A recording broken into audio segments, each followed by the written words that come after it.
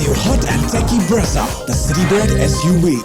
We'll throw a proposed 12, but tell me what the obvious ones are for you that you'd keep in mind, Tom.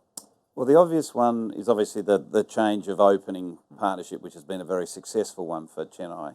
But you'd put Ratchin at the top. It seems the natural change at the top of the order. And the other one, I think, is Daryl Mitchell, who's going to be, he's having his first opportunity at Chennai.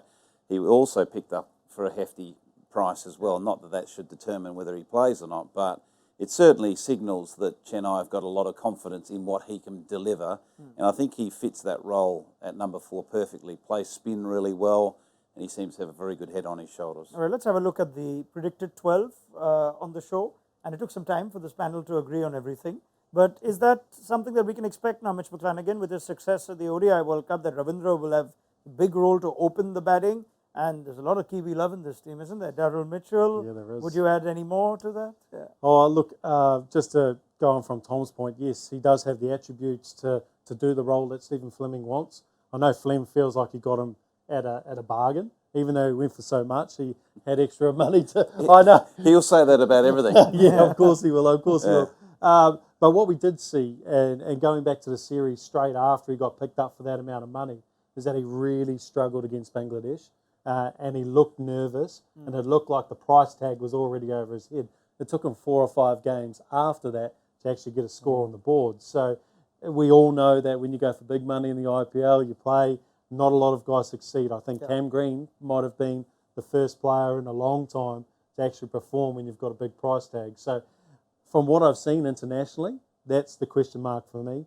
Can he actually perform? Rachin Ravindra, look, nothing seems to faze this young superstar. He's a different style of gameplay to Conway. Conway's very offside, and Rachin is very leg side dominant, and I think we'll see him really look to target that leg side, but I think he'll do really well as well. Are you all unanimous, though, that Mitchell and Rachin Ravindra would be the preferred 2 batting choices and not Moeen Ali and Wasim Jaffer? That takes us to whether CSK can afford 2 overseas bowlers, which is what they built their success on last year. There's no Patirana. They'd be hoping Mustafizur Rahman can replace him and play that role. With Mahesh Theekshana, Shardul Thakur is back in that team. But is that the right overseas balance? No Moeen and 2 overseas bowlers? Looks like it. I mean, you're tempted to play Moeen as well, but I think Mustafiz makes sense. Left-hander Mukesh Chaudhary, he hasn't played a lot of first-class cricket, so you don't want to throw him in straight away. And Ajinkya Rahane bats at number 3, so that gives an opportunity, to put in a left-arm seamer. So I feel those 2 and 2 makes a lot of sense. Will Alzari Joseph, with a significant price tag, be a natural first-choice player, or would it be Reece Topley, who looked good before he got injured early in the season last time? They traded Mayank Dagar from the Sunrisers. Does he compete with Karan Sharma or with Mahipal Lomror, who can also have the same skill set, though Lomror batted high up the order? They need left-hand batting like Lomror, or could it be Anuj Rawat instead of Mahipal Lomror? All these questions and more for the new management in the form of Andy Flower to answer.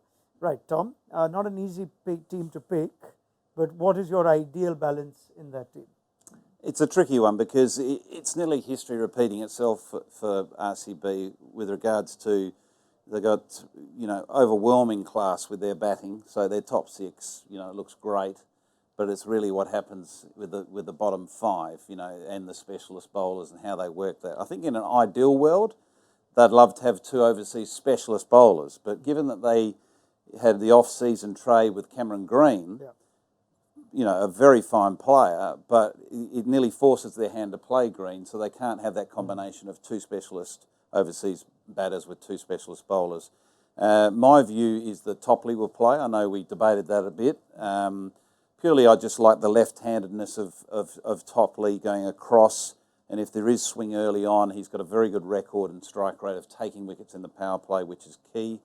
But they've got 3 very good options because Lockie Ferguson's not even on that list as well, which is disappointing you. Yeah, well, that was my pick. So I was going to ask you Topley or Joseph, and you're going to say Ferguson. Yeah, look, glad you got that chirp in. Yes, it is. It's not because I'm a New Zealander. Lockie Ferguson's coming off some very good form domestically and against Australia, so I think he would have been first on the list for me.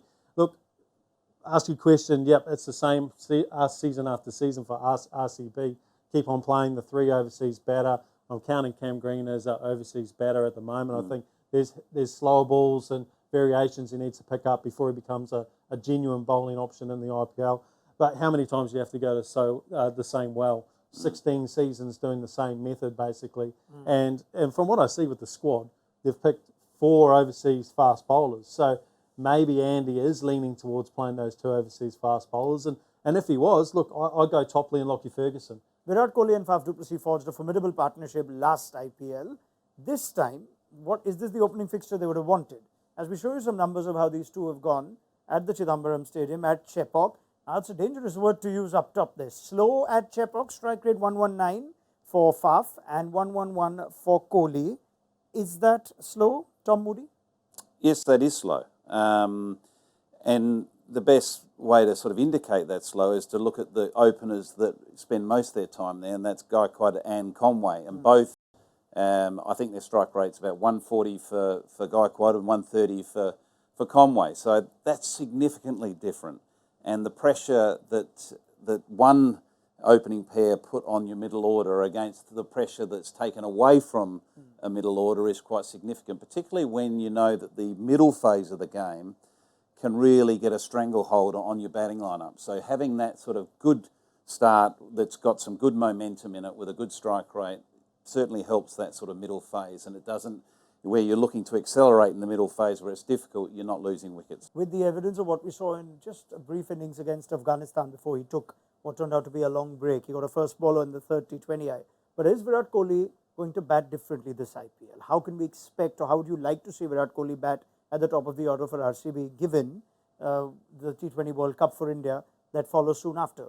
Just to add to those numbers at Chepauk, he strikes only at a little over 100, and we have documented how he starts slowly against spin, but he still was impressive last season.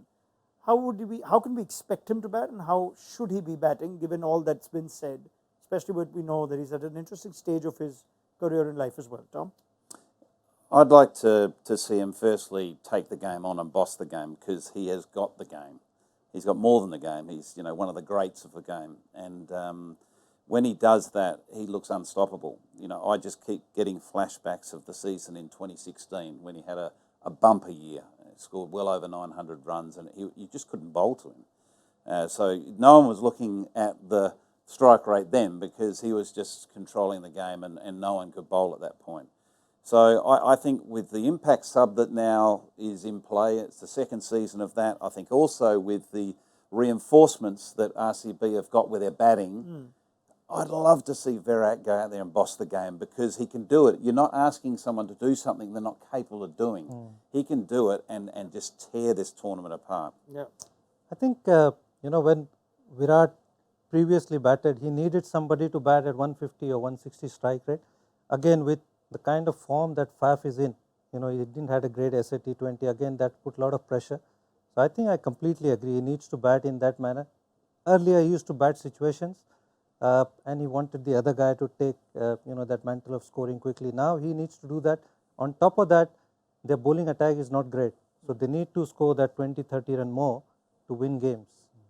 Does that basically mean that Kohli is going to score more 30s or 15s than 50s and 70s and 80s? It's not something we're used to seeing necessarily.